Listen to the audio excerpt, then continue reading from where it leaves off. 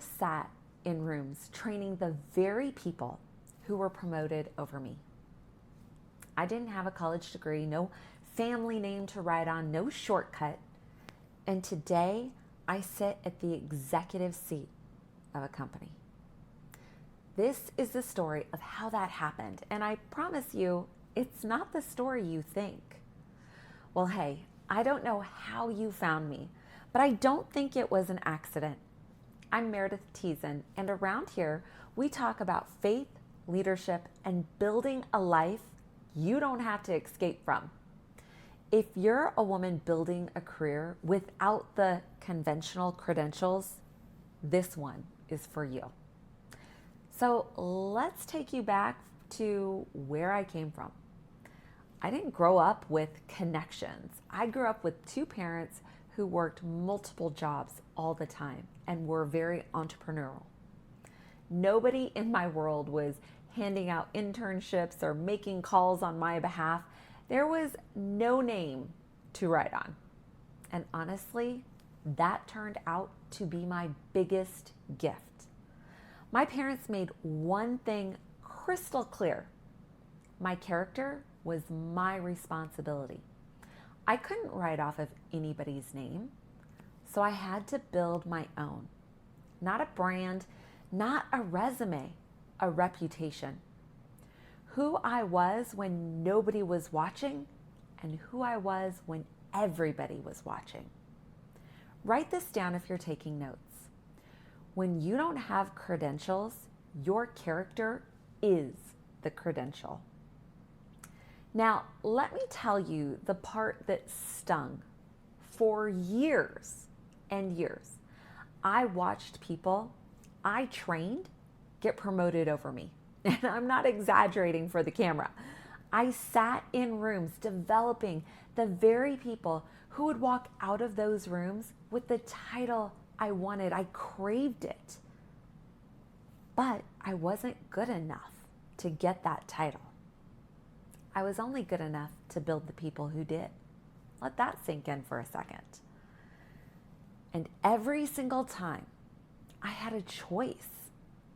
Get bitter or get better. Now, I won't pretend the bitter option wasn't tempting, especially a time or two.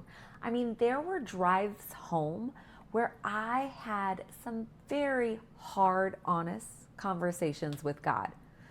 Lord, I see what they have. Do you see what I'm doing?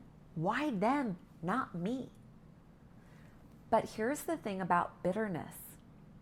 It doesn't cost the person who passed you over a single thing. It only costs you. So here's what I did instead. I kept doing the things nobody was promoting me for. I kept building people. Not as a strategy, hear me. It was never a chess move. I did it because it was right. And because somewhere deep down, I believed what I now say from stages. If you're too big to serve, you're too small to lead. I served when there was no title attached to it. I developed people who could do absolutely nothing for my career, especially at that time. I led from a seat that didn't come with authority, which, by the way, is the only kind of leadership you can't fake.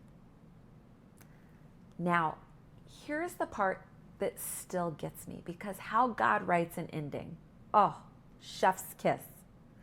The biggest role of my career, the one that put me where I am today, was offered to me by somebody I helped develop. Sit with that for a second. The seeds I planted in a season where I felt invisible came back as the door I'd been praying about. The work you're doing in the shadows is not wasted. Somebody is watching, and more importantly, somebody is keeping the books. If you're sitting where I sat, overlooked, under-credentialed, doing the work without the title, here's what I want you to take with you. 1, character over credentials. Always. A degree opens a door once.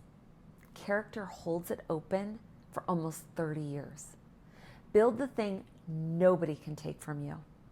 2, serve the seat you're in.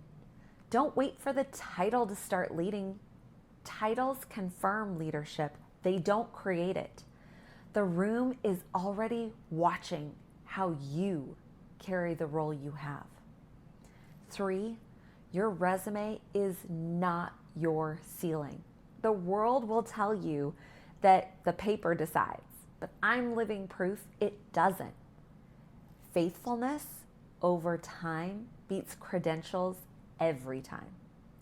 It just takes longer, and it builds something stronger.